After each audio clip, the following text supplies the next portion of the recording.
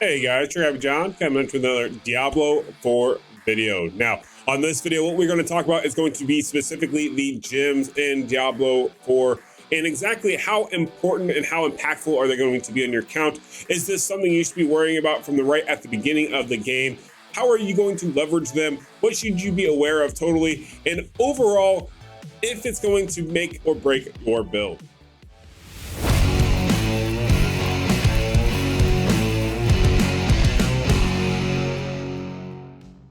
All right, so a lot of you are going to be very curious about everything that is Diablo 4. We just concluded the beta, and this is where a lot of this information is going to get based off of, just as a full disclosure when diving into this video. I do not know exactly what the end game is going to look like. I do not have the final stats for what the gem modifiers will really be once you get to max level. However, what I do know is what we had available to us during the beta.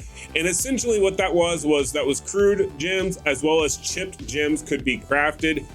And that was the gist of it. But a thing that I want to note here and we're going to kind of talk about and go through is the simple fact that it did seem like these gems dropped plenty. Like this was not something where I felt like I was starved to get gems in Diablo 4. Also bear in mind, for those of you who are watching who are maybe more familiar with the Diablo Immortal side of things, as I was more of a Diablo Immortal content creator before D4, gems aren't going to be as leveraged, so to speak, as they were in Diablo Immortal. In Diablo Immortal, you had to focus on your gems more so than you had to focus on anything else in the game. Obviously, some legendary aspects and whatnot, sure. But the level of your gems really dictated your resonance and your amount of damage. In Diablo 4, that is not the case. Diablo 4 took the same approach as Diablo 3 as far as gems are concerned, and it essentially works as a modifier. Now, with that being said, I'm gonna go ahead and pull up some footage here, and we're gonna go ahead and pause it and show exactly what we have here. So you're going to see right now that I have the chipped amethyst pulled up here. Now, something to note about this is you can see that it has three different modifiers. You have a weapon modifier, an armor modifier, and a jewelry modifier.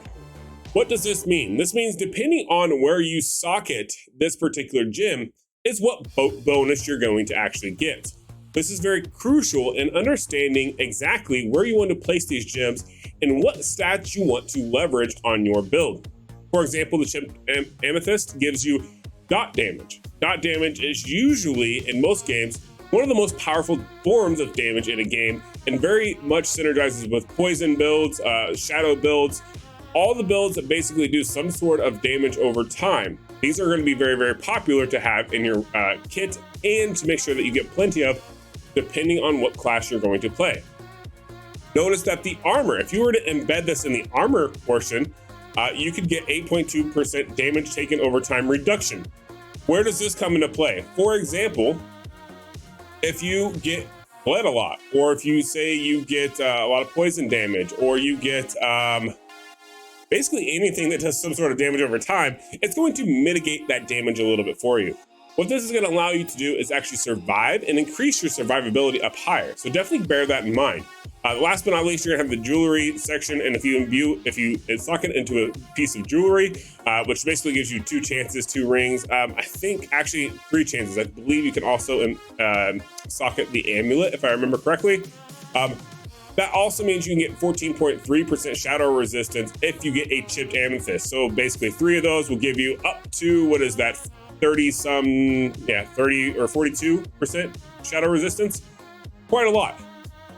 Taking those types of factors into consideration when looking at your gems, when you're going to go ahead and build out a kit or a character for a kit, you want to make sure to be aware, how do I cap all my resistances? How do I maximize my damage, my life, whatever type of build you're going to play, right? For example, if we move on from the chipped amethyst, and let's say we go down to, I don't know, like the emerald. I believe that's the next one down on the list here. Yes, perfectly. You're going to note that the armor portion of it gives you plus 39 thorns when you get a chipped emerald. Now, this is going to only escalate as the gem levels up. The thing to note here, though, is say, for example, you are playing a barb build, and like we found out in the beta, you can build a certain life regen with thorns build that then allows you to pretty much move anywhere on the map and make enemies kill themselves. So what does this allow you to do as a player is it means that say for example, you're just starting your kit or your build and you have some chipped emeralds, or you have all the emeralds and you're going to upgrade them higher and higher, it's going to give you more thorn damage. What this means is you can then equip them to your armor, and armor pieces can be equipped up to 2 sockets anyways, for the chest piece anyways. You do have a couple other slots that you can actually increase or get the sockets on, right? Like your helm, I do believe even your gauntlet can be gem socketed. I don't believe your pants or your boots can. But you have, I think, at least 3 different gems that you can put into your armor, right? So this gives you all the thorn damage you want to stack in there all together, which then can allow you to really flourish in your build. Now, once again, this is coming off of experience from the beta at the beginning, right? We only made to level 25. Builds are not finalized. Anyone putting out build guides and videos, I definitely wouldn't take those into consideration quite yet, because no one has max level. And yeah, something may seem broken now, but once you get to balance some skills, balance some legendaries, things are going to change. Let's put it that way. So definitely be cognizant of that when you're running around come server launch and you're trying to figure out, okay, what do I need to focus on? What ones am I going to get? The premise is going to stay the same, right? Like, the premise is going to stay the same. The weapon, armor, jewelry, modifiers, they aren't really going to change per se. However, what they are going to do for you is actually allow you to kind of plan ahead to figure out, okay, what type of a character am I going to play and what kind of a build am I going to play, right? Because depending on that answer is going to be actually how far you succeed. Now, once again, full disclaimer, gems are not the end all be all for builds. However, they are a very, very nice modifier that will drastically change the effect of your build or even help you. For example, I have a personal story of this where I was playing in the closed beta. I was getting frozen all the time. I put cold resistance up higher. I literally socketed all the chipped, sapphires, I think, which is cold. Anyways, I boosted my cold resistance up to like 70 some odd % with different pieces of gear as well as gems. And that seemed to make a massive difference in me getting frozen and then dying, because that was pretty much the only reason why I died during the beta. Things like that are going to be extremely crucial to manage and be aware of, especially if you're going to play hardcore.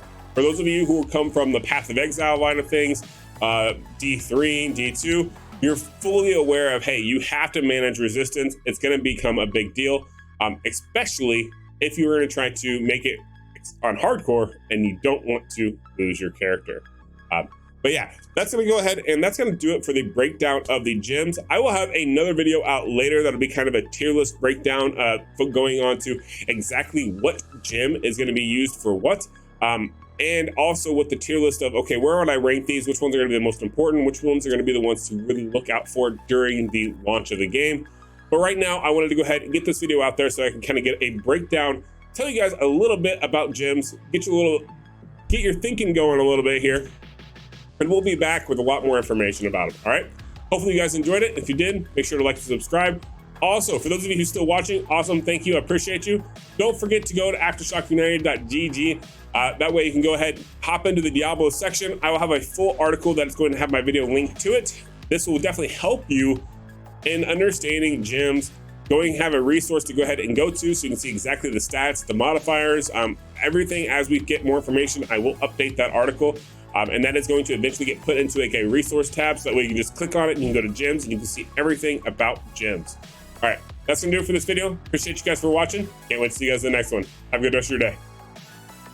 Peace.